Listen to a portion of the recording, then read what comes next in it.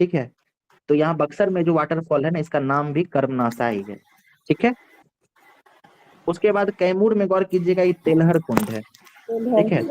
तेलहर, तो इसका नाम आप लोग याद रखेंगे, तेलहर कुंड। इसका आप कुछ लॉजिक या याद करने के लिए कोई ट्रिक लगा सकते हैं, अगर कुछ बनता है तो ऐसा आप सब लोग शेयर कीजिएगा।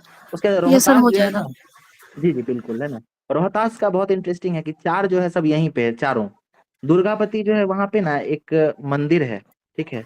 दुर्गावती में और तुतला भवानी में, ये दो जो है रोहतास में मंदिर है। और इसी मंदिर के पास जो है ये वाटरफॉल है। तो ये याद रखिएगा कि दुर्गावती और तुतला भवानी, ठीक, ये मंदिर के किनारे। ये नाम से भी, तुतला भवानी नाम से भी मंदिर जैसा लगता है ना। उसके बाद दुर्गावती फॉल है। इसको भी अगर आप गूगल पे चेक करेंगे ना, तो आपको एहसास होगा कि मतलब थोड़े समय के लिए फील होगा कि इतना खूबसूरत नज़ारा बिहार में हो सकता है क्या। मतलब बहुत बेहतरीन है। आपको टाइम मिले तो एक बार दुर्गावती या इन सब कुंड के बारे में, इन सब वाटरफॉल को आप एक बार गूगल पे जरूर चेक कीजिएगा। ठीक है। उसके बाद एक मंझर कुंड है और एक धुआं कुंड है। तो ये कुंड से भी याद रख सकते हैं, रोहतास में है ये सब। और नवादा में काकोलत जलप्रपात है, ये काफी फेमस है। ठीक है। इसका न्यूज में और सारे, क्या बोल रही है मैम? हाल ही इसमें काफी निवेश किया गया है और यहाँ मुख्यमंत्री आए थे हाल में और इसका जीर्णोद्धार भी किए थे, तो बोले थे।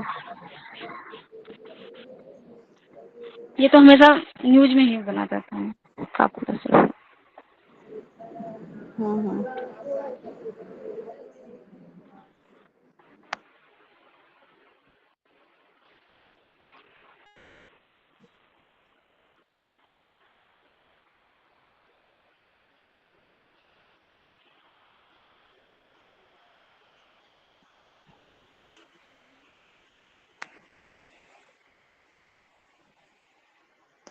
हेलो।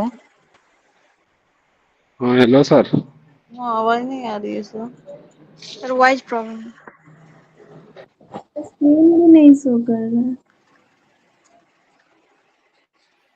है। किस जिले में है वो? ये अभी जमुई में। सर नागपुर से 980। जी, नागी नकटी है। ठीक है। नागी जमुई में। नकटी है। नागे जमुई में जमुई में 81 बिल्कुल। और तो 82 पहले हम बना लोग, गया है लास्ट। बिल्कुल, हाँ हाँ, डेट डेट याद रखिएगा कि है ना, 5 जून को बनाया गया है। ठीक है। अच्छा। तो डेट, हाँ डेट भी पूछा जाता है। उसके देखिए, पहला जो है ना कांवर झील याद रखिएगा। ये एशिया का सबसे बड़ा जो है गोखुर झील है। ठीक है। तो एक बार ये, अच्छा ये बताइए कि किस नदी पे, किस नदी का गोखुर झील है? ये कांवर झील जो है, ये किस नदी का गोखुर झील है? गंडक का है सर। आप श्योर है गंडक की है वो? Yes sir. चलिए एक बार मैप पूरी देखते हैं, गंडक है ठीक है। सर। वो कैसे होगा बेगूसराय में? बिल्कुल, देखिए गंडक नदी जो है उसका ध्यान दीजिएगा। पिछली बार जो है ना, ये बहुत लोगों ने गलत किया था। ये यूपीएससी का पूछा हुआ सवाल है। गंडक नदी देखिए यहाँ से निकलती है और यहीं आके पटना में मिल जाती है। ठीक है। बेगूसराय यहाँ यहाँ है और कांवर झील भी यहीं पे है। तो बताइए कि कैसे मिल सकता है गंडक में, है ना। सर असल में ये बूढ़ी बूढ़ी गंडक गंडक हो की गया। ये है ना। ये बूढ़ी बूढ़ी गंडक है गंडक। सर। बिल्कुल है ना। तो ये याद रखिएगा, बूढ़ी गंडक की सहायक, मतलब बूढ़ी गंडक की नदी पे जो है ऑक्सबो लेक बना है। ऑक्सबो लेक मतलब, ये गोपुर झील पता है बनता कैसे है? आप लोगों को आइडिया है कुछ? Yes sir. Yes sir. देखिए मैं, और आप लोगों को शायद आइडिया होगा, मैं फिर भी एक बार रिवाइज करा देता हूँ। एक नदी जो है ना, इस तरीके से है ना, अपना मार्ग में इस तरीके से चलती है। ठीक है। ऐसे नदी की 3 अवस्था होती है, युवावस्था, प्रौढ़ावस्था, फिर बाद में वो जो है प्रौढ़ मतलब जिस अवस्था। तरह प्रौढ़, हाँ बिल्कुल, जिस तरीके से मनुष्य का उम्र ढलता है ना, उसी तरीके से नदी भी अपने अलग अलग स्टेजेस में जाती है। ठीक है। तो क्या होता है कि जब वो लास्ट स्टेज पे होती है ना, तो वो बहुत ज्यादा मियांडरिंग करती है। मियांडरिंग मतलब इस तरह से सर्प विसर्प बना के चलती है। अब सोचिए किसी में क्या होगा कई बार कि इस नदी का जो है पानी का फोर्स अगर बहुत तेज हुआ, तो ये इस तरीके से नहीं मुड़ के क्या होगा ना, कि धीरे धीरे इसे सीधे निकल जाएगी। ठीक है। और सीधे निकल के क्या होगा कि इस क्षेत्र में फिर यहाँ पे जो है कटाव हो जाएगा, यानी नदी अब अपने एक नए मार्ग पे चली जाएगी और ये जो है इस तरीके से बचा रह जाएगा। तो ये जो बच गया है भाग, ये दरअसल देखने में ना गाय का जो खूंट होता है ना, पैर, उसके जैसा दिखता है। इसीलिए इसका नाम गोपुर झील पड़ गया है। ठीक है। तो ये छोटा सा कॉन्सेप्ट था, वो बता दिया। तो कांवड़ झील जो है वो बेगूसराय में है और गंडक नदी पे है। ओके, उसके बाद कटिहार में ये जो है गोगा झील है। इसको जो है बिहार का पहला जो है सामुदायिक झील का भी दर्जा दिया गया था। ठीक है, आप लोगों को आइडिया होगा इसके बारे में। ये सर 2019 की शायद बात है कि 20 ऐसे कुछ। बिल्कुल। उसके बाद ये कुशेश्वर झील है। कुशेश्वर जो है ये दरभंगा में है और ये यहाँ पे एक शिव जी का मंदिर भी है ना। तो जो महीना होता है शिव जी का जो जिसमें पूजा होता है सावन का, उसमें यहाँ पे श्रद्धालुओं का काफी भीड़ भी लगता है, तो इसे याद रखिएगा। कुशेश्वर झील दरभंगा का। उसके बाद घोड़ा कटोरा जो है ये राजगीर में है। तो ये एक कह सकते हैं, मतलब आप जब राजगीर घूमने जाएंगे ना तो वहाँ पे अलग से एक स्पेस है जो विश्व शांति स्तूप है, उसके पास ही घोड़ा कटोरा झील है। झील की खासियत क्या है कि उसके बीच में बड़ा सा ऐसा झील है और यहाँ पे गौतम बुद्ध की एक बड़ी सी मूर्ति लगी है और इसमें पानी भरा हुआ है और इसमें बोटिंग कराया जाता है। ठीक है, तो इसको जो है एक टूरिज्म पर्पज से डेवलप किया गया है, तो घोड़ा कटोरा याद रखिएगा। उसके बाद अनुपम झील है। अनुपम झील कैमूर का है, इसको याद रखेंगे। उसके बाद सिमरी झील सहरसा का है, ये भी काफी फेमस है, जो क्षेत्र के होंगे वो जानते होंगे इसकी खासियत।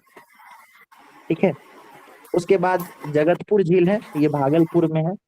ठीक है, जगतपुर झील भागलपुर का है और उसको कहते हैं ये गंगा नदी के आसपास ही बना हुआ है ये झील।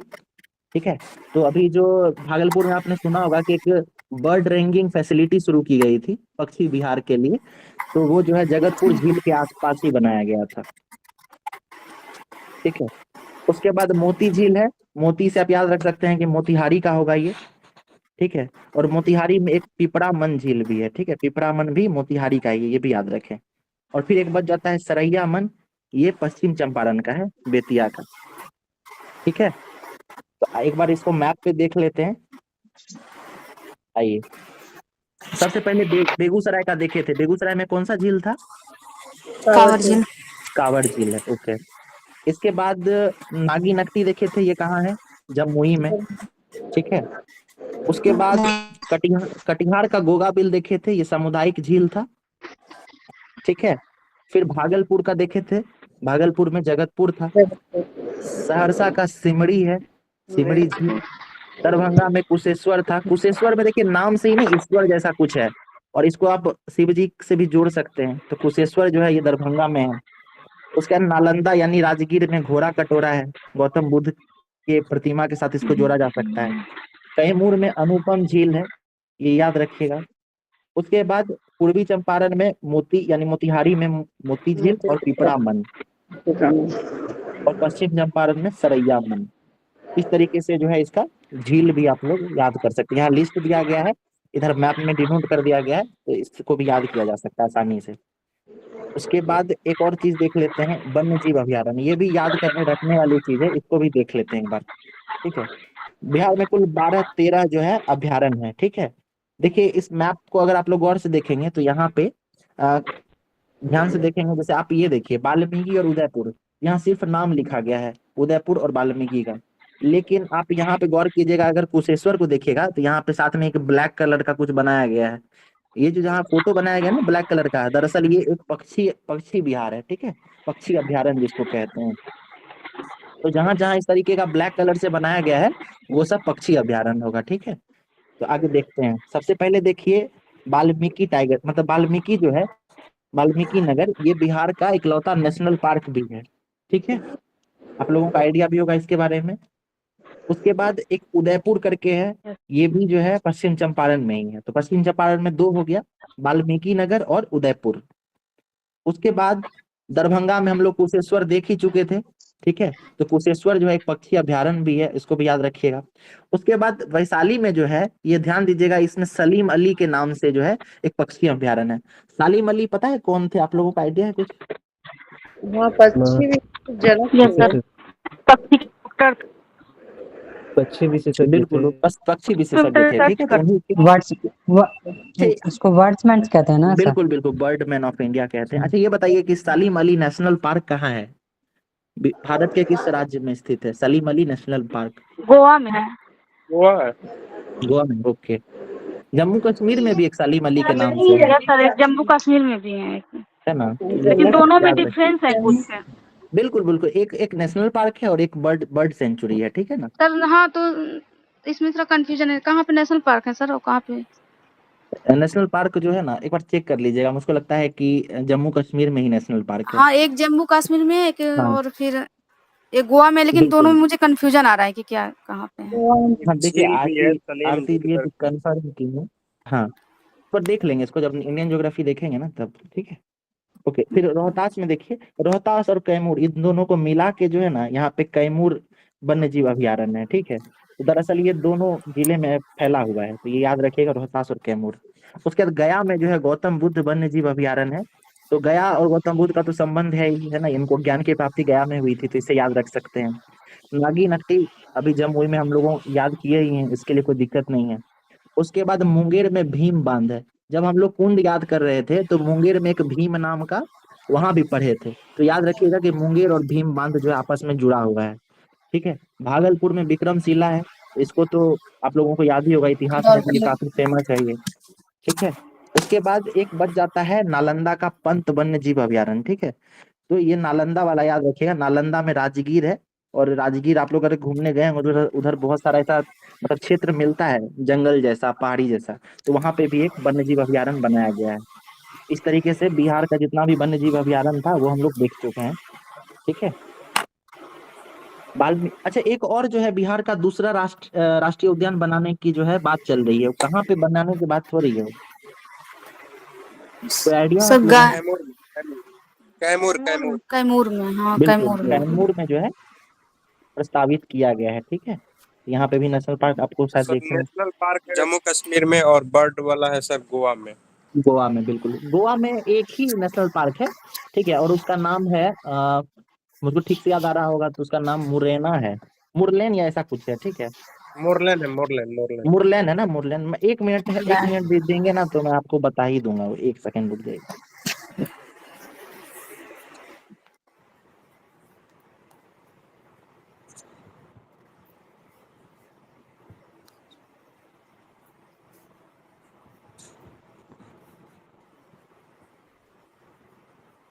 यहाँ पे आप मैप देख सकते हैं जम्मू कश्मीर का, इसमें कहाँ पे कौन सा स्थित है ना वो भी दर्शाया गया है, ठीक है। तो सालिम अली जो है ना, ये पीओके का क्षेत्र है, पाकिस्तान ऑक्यूपाइड कश्मीर, उसके आसपास कहीं उसके पड़ोस में ही देखने के लिए मिलता है, ठीक है। इंडियन ज्योग्राफी जब देखेंगे तो इसको और डिटेल में चेक किया जाएगा, ओके।